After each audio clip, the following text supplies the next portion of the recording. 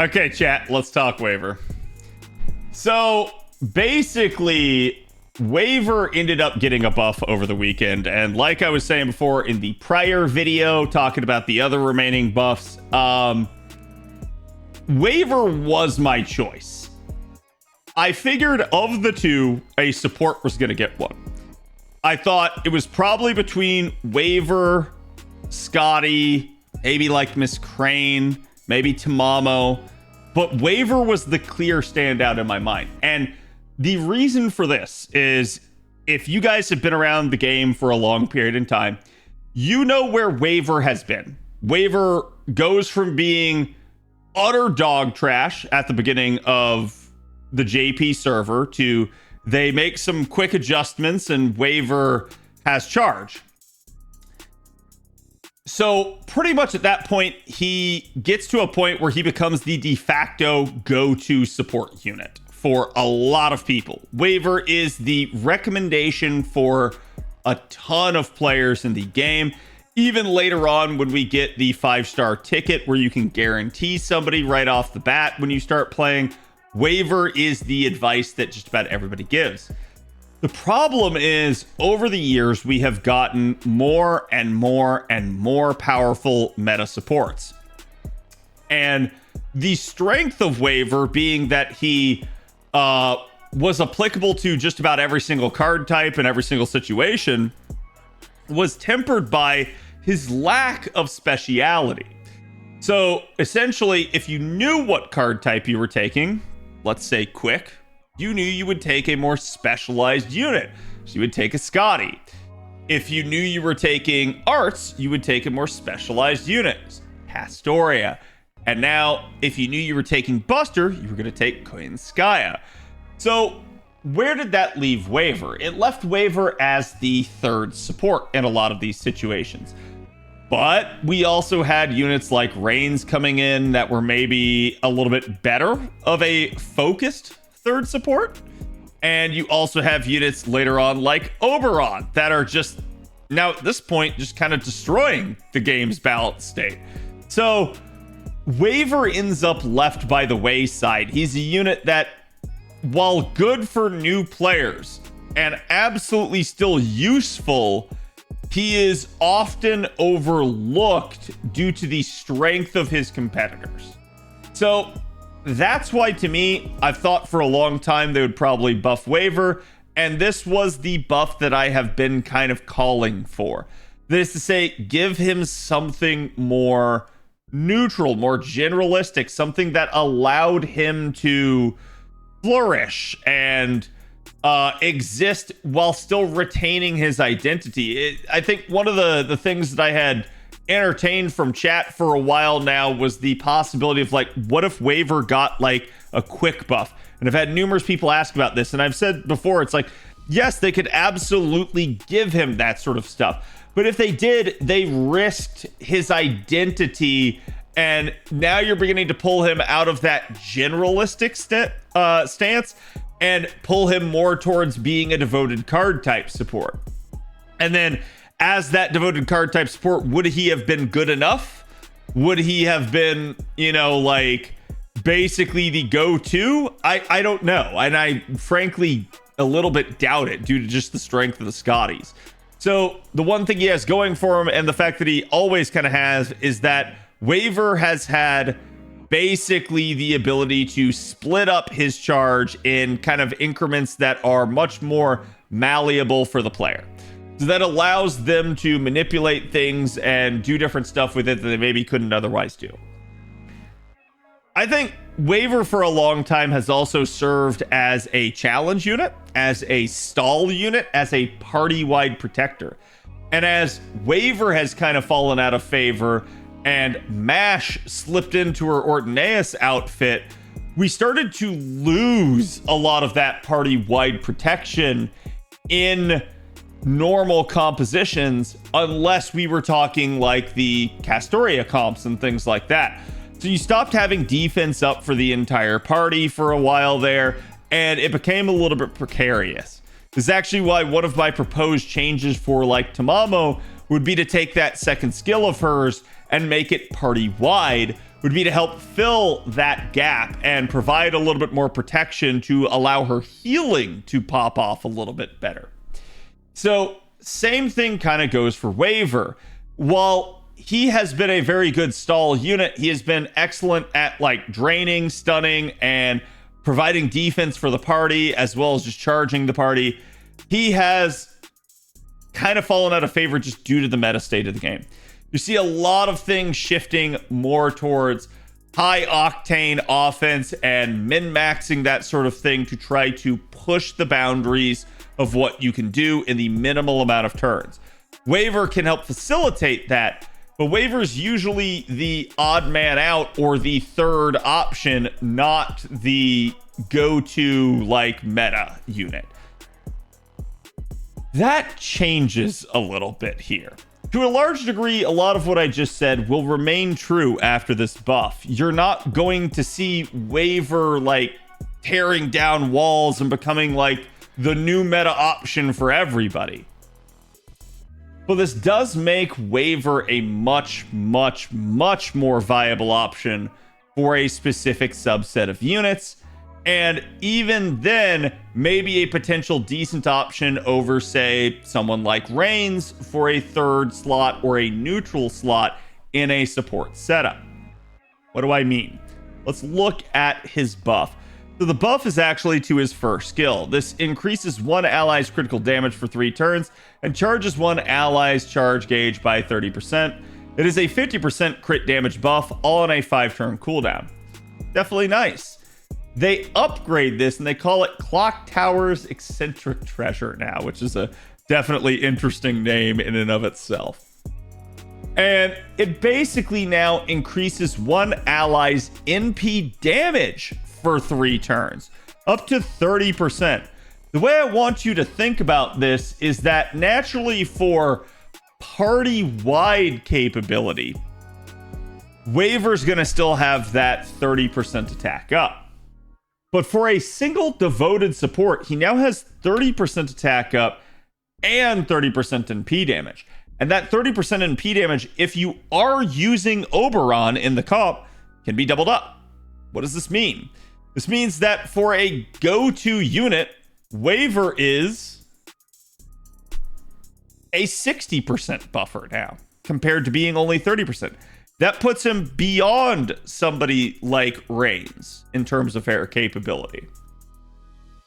Simultaneously, you also have this capacity to double up with Oberon on at least a final turn, meaning that Waver on that final turn becomes a 90% steroid unit.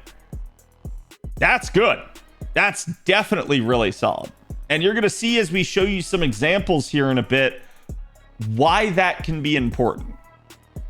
Now, next up, the next effect here is that it's going to increase one ally's overcharge by 2 stages 1 time over 3 turns.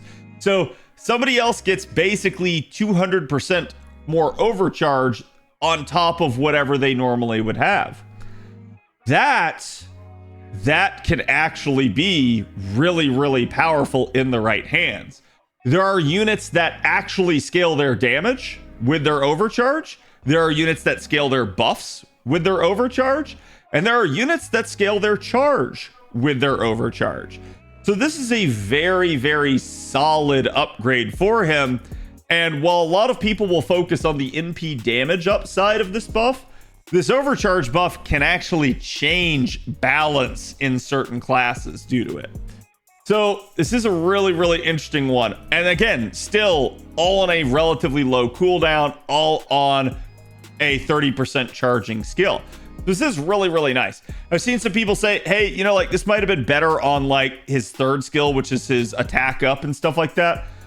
And while to one degree I can agree, to another degree I can disagree, because I think like this actually does work a little bit better in a Koyanskaya like setup. This actually does work a little bit better in the sense of spreading out which skills have his steroids. So that way it's not all lump sum on one skill, and if that skill is used at the wrong time, you're just ultimately penalized. This at least kind of like gives you a little bit more like padding against failure and misuse. So in that regard, I do like the fact that they put it on the skill. This skill is similar to what I thought and actually have proposed before, but it is stronger than what I thought. I actually assumed maybe something like the Overcharge might happen, but not that they would give him 30% extra NP damage. So this is an interesting buff. What is this going to mean for other units? Well, let me give you guys an example. So right here on screen should be a pretty familiar unit if you watch this channel. This is my waifu, basically Lartoria here. And you guys can see now the impact that this makes. So for instance, we can basically start her out with her 50% charge skill, no damage, no charge from a CE, no append. Huh, that's intriguing. What does that mean? It means Black Grail. See, Lartoria was a unit that for years, and I actually have a prior video a long time ago talking about this, that had enough charge to be able to 3-turn with Black Grail, but she couldn't for years. And one of the reasons why was, frankly speaking, the deficiency of the Koyanskaya system.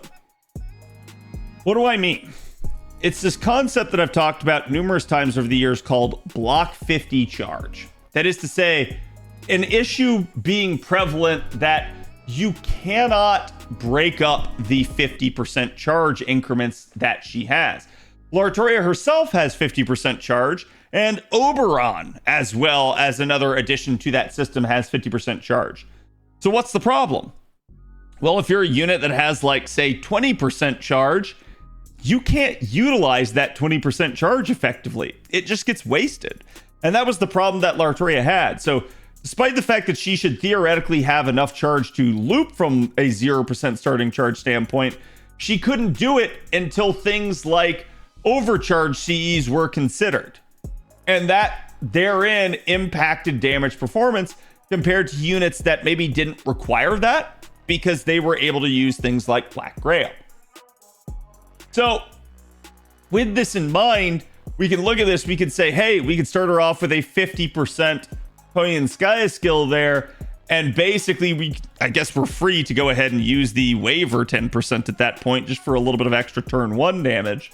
So basically, you'd use all of one Koyanskaya and rotate. That's going to get 110% charge, which is a little bit overkill, but it's going to fire off the NP, refund 20%. And then you're going to end up utilizing the other Koyanskaya skill and waivers 30%, his new skill upgrade. Brings her up to 100% again. She fires off the NP again. But because you use Double Koyanskaya, you get back to her charge skill. So she gets that. But look at that overcharge. Lartoria is a unit that scales her NP refund on the back of her NP based off of her overcharge. That's why Mud Rain worked for her, because it allowed her to start from 0 and still get back to the amount of charge that she needed to complete a 3-turn loop. So that 40% there combined with her 50%, you only need waivers additional 10%, which that's just going to be his defense skill. And there you've completed a 3-turn loop from 0. But is that the best we can do? Well, behold, Lartoria with an A5 and A2. So that's her 2nd append and 5th append basically being added in here. So now in this set of circumstances, still a 0% CE, so Black Grail. We now get a 20% append and a 50% charge skill from her, bringing her up to 70%. And then we go ahead and we use waivers 30% charge. That's going to allow for a single Koyanskaya buff here. But why is this important? Well, you'll notice this isn't a double Koyanskaya setup. That's why we're doing the 5th append. You see, with the 5th append, we can now get the charge low enough to make this sort of thing work. Same thing with the other damage skills. Lartoria has basically enough charge already baked into her kit. She actually doesn't need to double that one up. But this allows her to double up her first two skills, which are primarily where her damage comes from. So if you see that now we've gotten the waiver 30% on her turn 1, still get that 40% refund. So at that point, you utilize all of the Koyanskaya there in wave 2, at least all the remaining stuff. That's going to bring you up to 90%. You rotate the other Koyanskaya out, you bring Oberon in, and then you're basically going to go ahead and do the attack buff from waiver there. You've completed 100%, fire off the NP one more time, and now you refund only the 20% again, but now you have Oberon 70% and still the 10% remaining of waiver.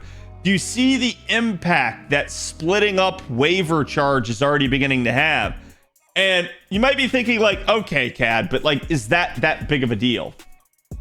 Like, yeah, you can split this up. You can run with additional supports, but is this actually a like big deal for Lartoria or any other unit? Yes, it is.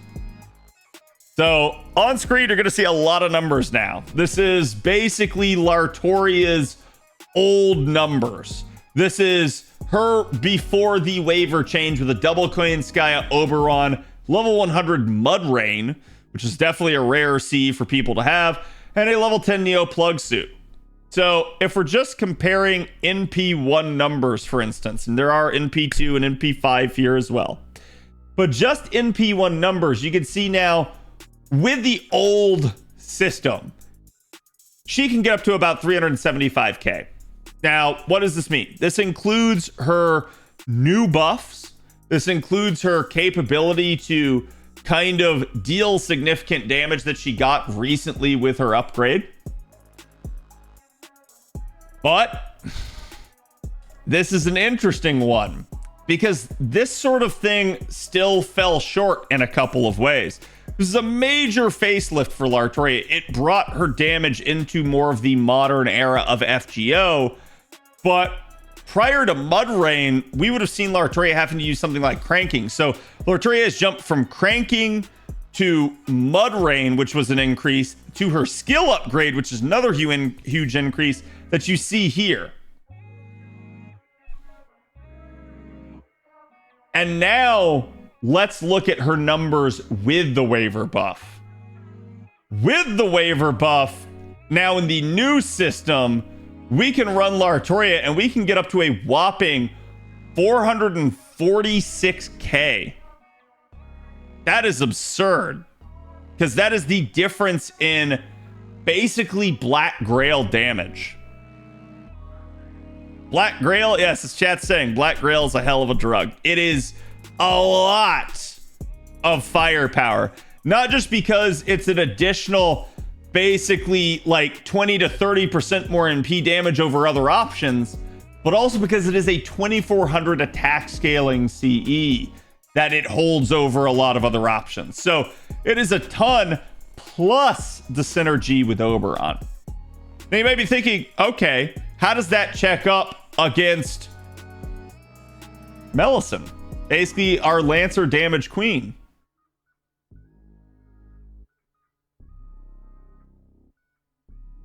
This is Melisson's damage in her proper best comp. 440.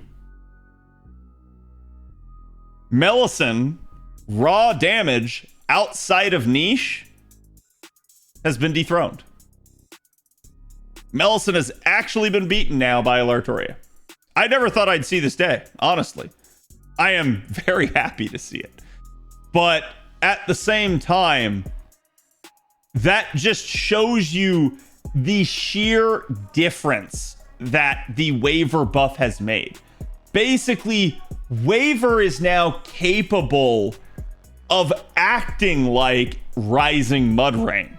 So now the unit can use Black Grail, get the higher firepower out of that, still get a lot of boosting capability due to waiver's own additional 30% NP damage and ability to double it up with Oberon, and still have that capability to act as the overcharge option. So it's a huge buff for certain units. And basically, you can see here, interestingly enough, other units can use this. Melisson could use Waver, and it would still work with Black Grail. The difference is simply that it is less damage than her normal composition, so it's kind of not to her benefit too. But it is an intriguing thing. So where is Waver going to matter a little bit more? Well, I'll give you another example. On screen, we have Lartoria, another unit that refunds basically with Overcharge on the back end of her NP. And you can see this is the exact way the charge breakdown works for her. This allows Lartoria to also access Black Grail. Now, this is an interesting one. Because you might be thinking, wait, Lartoria can touch Black Grail now? Holy crap, she's gonna also overtake the next option. Well, let's look at her numbers. So here's Lartoria's old numbers with the old system using Rising Mudrain. You can see we can get up to about 339k. Here's her new numbers with Black Grail. And you can see just the sheer damage Black Grail makes. Just the absurdity of capability here on top of Waver's new addition. It is basically a 110k upgrade for damage output. That is nothing to sneeze at, especially since both, like, here we still have the man niche, but like, for instance, if we go back to Lartoria still has power mods. She still has like anti-chaotic and evil that she can really just kind of like go to town against. So there's a lot of potential extra scalability here. We're just talking the base numbers. Now, the thing you guys need to know as well about the base numbers, and this is pretty true of both Lartoria and Lartoria. By running this composition, interestingly enough, your wave 2 numbers go down. Why? Well, a large chunk of that has to actually do with the way their skills work. Basically, they end up having damage steroids that are 1 turn duration. You pop those turn 1, you get back to it by turn 3. If we manage to have Double Koyanskaya, we could do that on turns 2 and 3. But with single Koyanskaya, we barely get back. So it is what it is, and you just have to accept that the skills are going to be used on the turns that they are. So that is something you will have to watch out for. It's way more damage turn 3. It's a little bit less damage turn 2. Now, again, 450k is pretty insane. How does she compare, though, against Salter, who has been topping the charts? So, interestingly enough, this would allow her to beat Salter outright. It's not even close.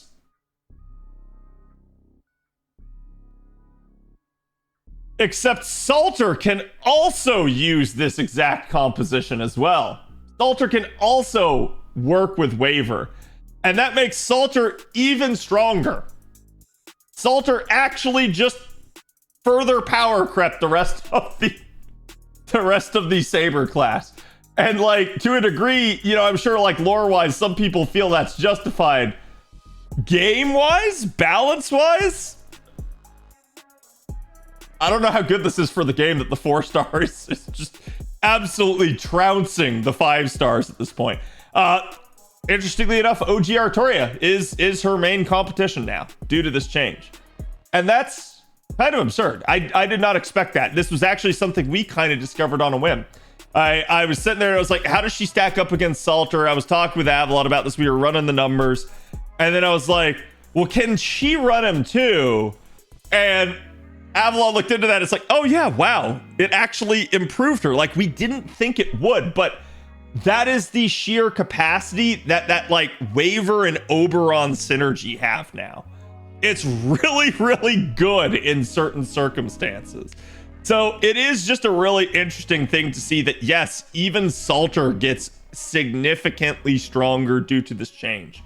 And it's frankly like absurd to me. Yeah, to a large degree, like Lartoria and Salter are so close, it's not a big deal. The rest of the Sabers, I feel a little bit bad for at this point. But it is what it is. But you don't have to stop there. We don't have to like literally just focus on units that get overcharge that scales up their charge. There are units like a Rash that, frankly speaking, get more damage with their overcharge, assuming a unit lives. So what do we mean by that? Well, if you look at the top composition here, this would be a Rash's prior like best comp. It's 1 turn damage, but this is how you'd get like kind of the most firepower here for him, or at least like Double Koyanskaya. I think maybe Double Oberon you might be able to get a tad bit more, but like it's interesting. Now, you're not going to see that again, like on the right over here, he gets extra hits. You're not going to see that he's going to get extra damage here because there is no overcharge being provided by this standard comp. So these numbers are just his base. But what happens if we do Waver and Oberon and Koyanskaya of Light now? Arash's base damage goes up. Significantly so. Interestingly enough, the ban niche, because we lose a Koyanskaya, it's not as big of an improvement, but interestingly, it is an improvement. And then because if the unit lives, he gets additional overcharge hits, the numbers start going absurd. This is pretty disgusting one-shot damage with a 1-star archer. Like, frankly speaking, I'm kind of surprised at this point at the scalability of this buff. So realistically, this is just a nutty thing.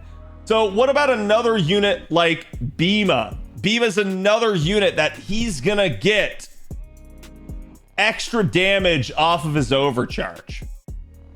You guys can see the top numbers are the way he used to be.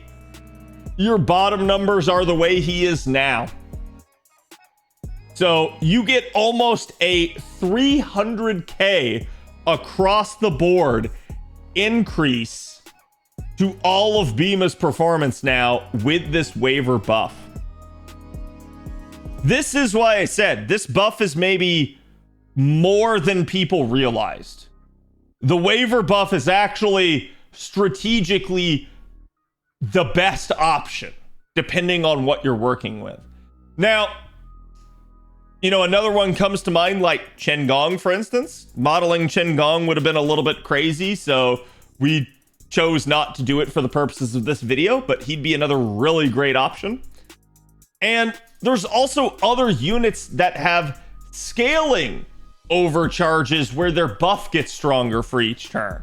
So if you have a unit like, say, for instance, Kentucky Rider, or other units that maybe like the overcharge buff is significantly stronger due to having additional ranks, that's a good sign to try Waver.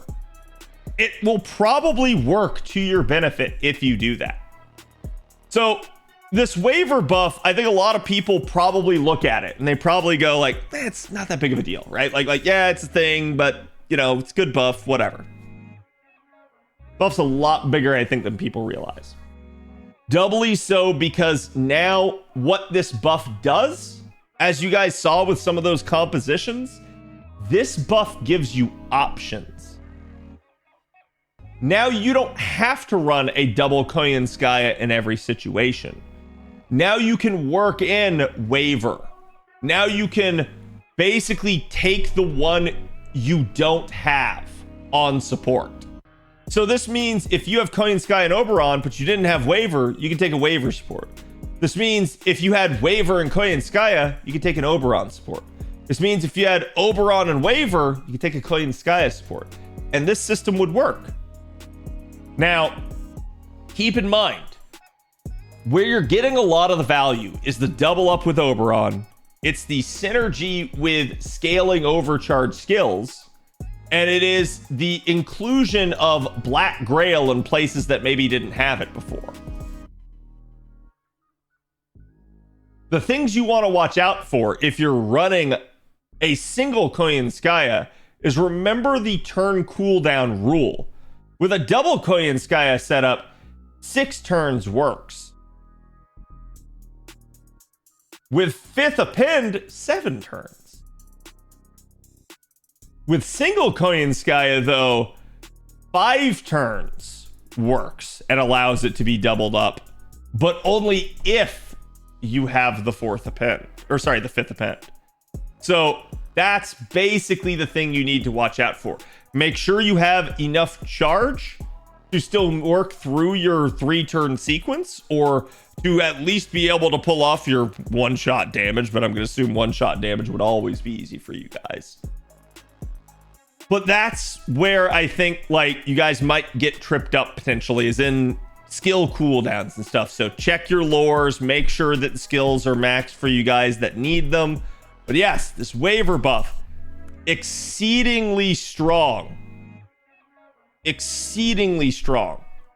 at this point. Yeah, that's true. That's actually a good point. Someone in chat brought this up just now, but basically if you have Koyanskaya, Oberon, or waiver now, you can take the damage dealer instead and still be able to pull off this system. So you want to borrow a super Lartoria? I got one for you.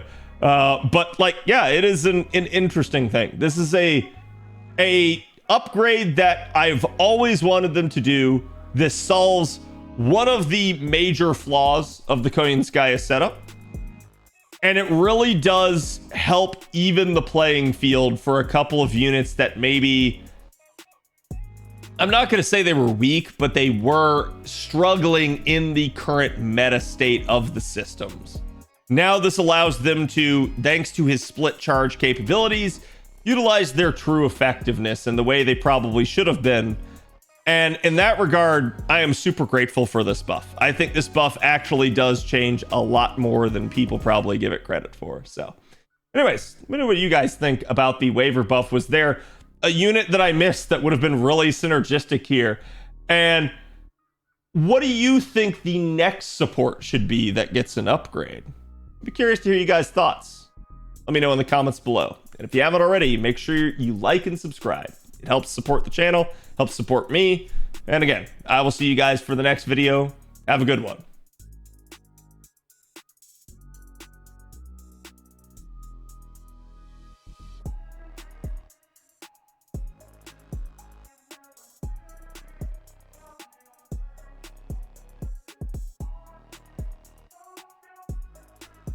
Yeah. Yeah. So Mel needs a buff, Kappa? No.